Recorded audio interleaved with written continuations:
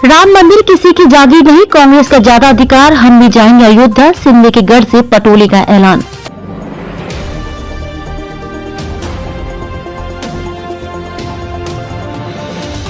मुख्यमंत्री एकनाथ शिंदे और उप मुख्यमंत्री देवेंद्र फडणवीस के अयोध्या दौरे के बाद महाराष्ट्र कांग्रेस अध्यक्ष नाना पटोले ने कहा है कि कांग्रेस के लोग जल्द ही अयोध्या जाएंगे, उन्हें भी वहां के महंतों ने बुलाया है। नाना ने दावा किया है कि अयोध्या के रामलला मंदिर पर कांग्रेस ज्यादा अधिकार है, क्योंकि मंदिर का ताला दिवंगत पूर्व प्रधानमंत्री राजीव गांधी ने खुलवाया था और भूमि पूजन भी उन्होंने ही किया था।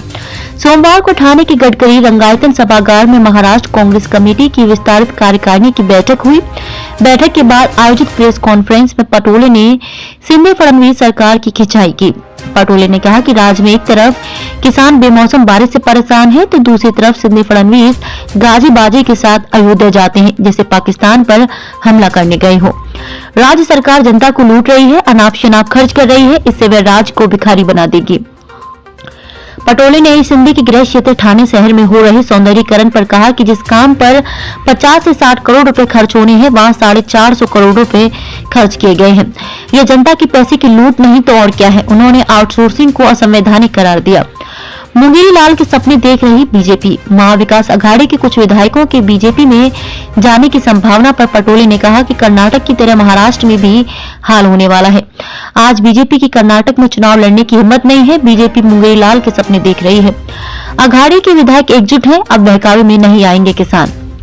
पटोले ने राज्य में किसानों की आत्महत्या के लिए केंद्र सरकार को दोषी ठहराया। उन्होंने कहा कि पिछले 8 से 9 साल में 21,000 किसानों ने आत्महत्या की। सरकार ने किसानों को उनके हाल पर छोड़ दिया है। किसान बुरी तरह परेशान है। अब किसान बीजेपी के झांसे में नहीं आएंगे। सरकार का प्रशासन पर अंकुश नहीं। पटोले ने कहा कि राज्य में कानून व्यवस्था चरमरा गई है। सरकार का प्रशासन पर कोई नियंत्रण नहीं है। ठाणे जिला अध्यक्ष विक्रांत चव्हाण को धमकी मिली। कांग्रेस कार्यकर्ता को मारा पीटा गया। रोशनी शिंदे पर जानलेवा हमला हुआ। पुलिस ने शिकायत तक नहीं ली। मुख्यमंत्री के गृह क्षेत्र ठाणे में तो कानून व्यवस्था की धज्जियां उड़ गई हैं। असली चेहरा आ गया है सामने। पटोले ने केंद्र की मोदी सरकार पर प्रहार किया। उन्होंने कहा कि देश में महंगाई बढ़ गई है। दवाएं महंगी होने के कारण गरीब इलाज का खर्च वहन नहीं कर पाएंगे। उन्होंने आलोचना की सरकार का असली चेहरा जनता के सामने आ गया है। ठाणे में फिर खड़ी होगी कांग्रेस। राज्य की राजनीति में ठाणे के बढ़ते राजनीतिक महत्व को देखते शिवसेना, बीजेपी और एनसीपी के बाद कांग्रेस ने ठाणे जिले पर ध्यान केंद्रित किया है। शहर भर में बैठक के पोस्टर और बैनर लगवाए गए थे। राज्य में सत्ता परिवर्तन के बाद महाविकास अघाड़ी की घटक दल जिस तरह से आक्रामक है, ऐसे में यह बैठक कांग्रेस को पुनर्जीवित करने की दिशा में संजीवनी साबित हो सकती है।